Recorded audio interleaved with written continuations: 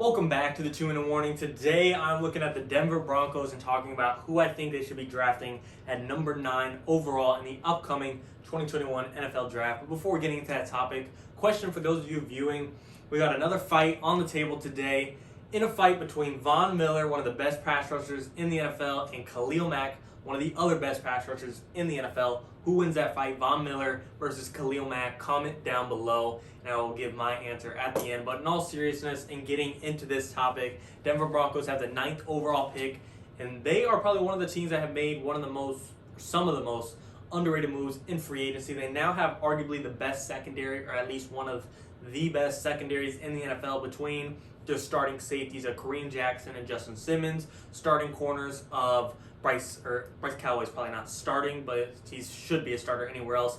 But Ronald Darby and Kyle Fuller and Bryce Callaway being your top 3 corners, and like I said, Kareem Jackson and Justin Simmons, that is a stacked secondary. And the pass rush isn't bad at all by themselves, either with Von Miller and Bradley Chubb. Those two alone can create a crazy pass rush. On offense, the receiving core is pretty solid when healthy. Jerry Jeudy, Cortland Sutton, one of the more underrated receivers in the NFL, and Noah Fant, a very reliable and solid tight end.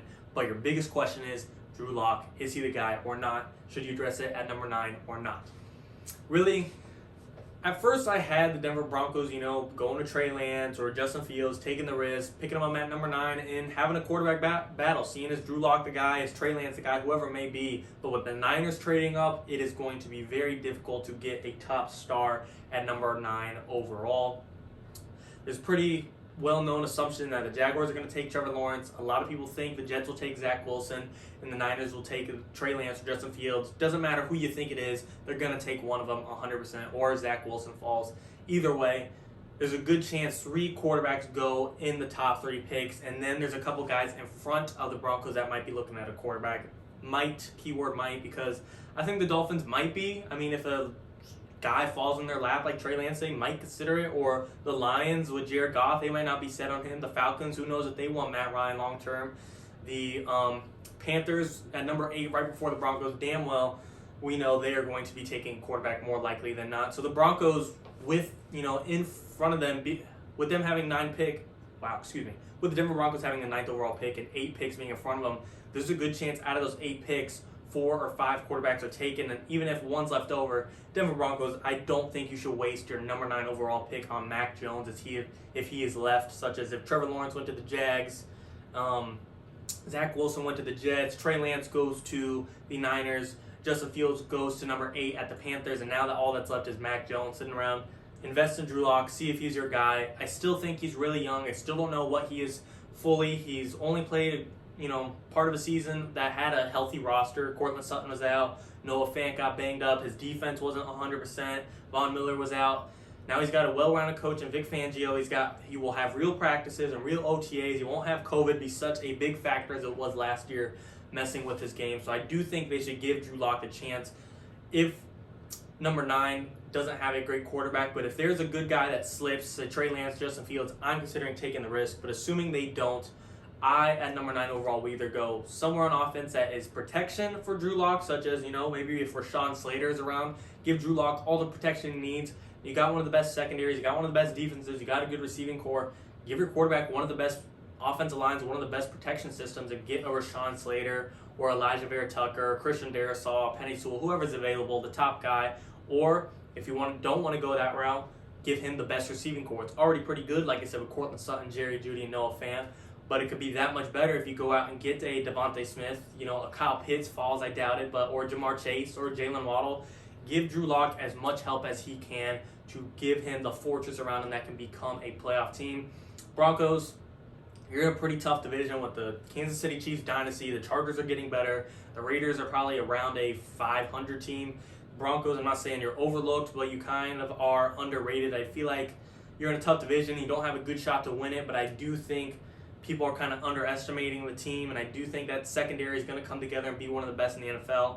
And of course, at number 9, if you want to go Patrick Surtain and Caleb Farley, I'm not against the idea, but the secondary is probably the most stout position on this Broncos team. It does not need any more help, in my opinion.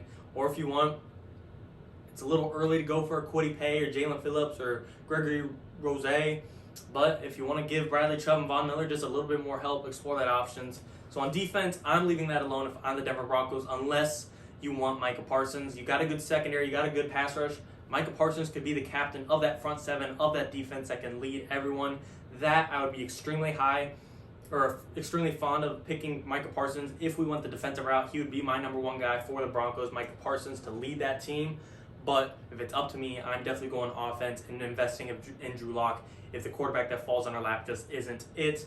Like I said, I have to go Rashawn Slater if he's available. Of course, he'll go Penei Sewell if he's available. There's no way he gets past the Jets, Bengals, Dolphins, Panthers, or not Panthers, but Lions. There's no way he falls all the way to 9.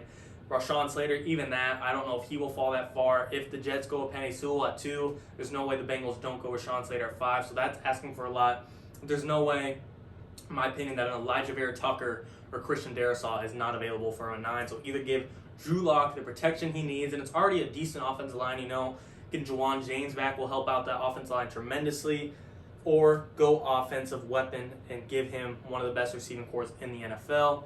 Devonta Smith is more likely than not going to be the best receiver available. I see Kyle Pitts being drafted by either Falcons, Bengals, or Dolphins, and then Jamar Chase getting drafted by Bengals, Dolphins, Lions, whichever one Kyle Pitts didn't go to. I think Jamar Chase will follow very quickly after him, or vice versa, whichever one's being sought out more. I think Devonta Smith or Jalen Waddle will be the top guy looking for it. They may like Waddle, they might not like Devonta Smith's frame. He's a Heisman winner, he set all kinds of college records, and he looks like a speedy wideout that can make some damage, but the dude looks fragile. He's probably like 6'1", 160 pounds, if that. He looks very little and very thin. And it worked in college, so who's to say it won't work in the NFL? But all it takes is one big hit from a real NFL linebacker. Devonta Smith will become an injury-prone receiver. Not saying that will happen, but that could be something the Broncos are considering, and may want to look at Jalen Waddle, who's injury-prone his damn self. So neither of those receivers are really, the top guy, but it's not to say they can't take the risk on it and it won't pan out. Just because Jalen Waddle got hurt in college, just because Devonta Smith looks like he'll get hurt in the NFL, it doesn't mean it will happen. So to me, that is a great route to go. Offensive weapon at the receiving position would probably be my top spot. Then I would go protection for Drew Lock, and then I would look at defense. Micah Parsons, I'd be a huge fan of to really help out this linebacker core and help lead that entire defense. And Patrick Surtain or Caleb Farley, it's not going to hurt your defense by any means.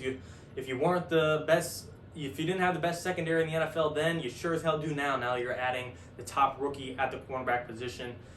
And really, the Broncos might say, no matter who it is, no matter what the quarterback is, no matter what offensive weapon falls, we're just going to take the best available player. We're not going to worry about position, which is not a bad route either. And of course, there's always the other options of trading back or trading up. Do they want to trade up to the Jets and get a Zach Wilson? I doubt that. Or do they want to trade up to number 7 Detroit Lions, who are right in front of the Panthers, and now they snag Justin Fields or Trey Lance right before the Panthers do? Or the same thing with the Falcons or Bengals. Do they want to trade up? That is an option. I don't see them doing that, but they could trade back. If the Chicago Bears, Washington football team are looking to trade up and draft a new guy for their team, that could be an option as well, so you further accumulate draft capital for the following years. Or there's always a big move. What about Deshaun Watson? Trade what you got at number 9. Give up a receiver, Jerry Jeudy. Give up a starting secondary dude and Kareem Jackson or Bryce Callahan, whoever it is. I'm not saying that's the exact trade package, but give up a big amount of draft capital and get your number 1 quarterback right now in Deshaun Watson, and this team is pretty much spotless. If you got Deshaun, you'd have the receiving core, you'd have a good enough offensive line for Deshaun to work with. You got the defense, you got the coach that coach well, Vic Fangio.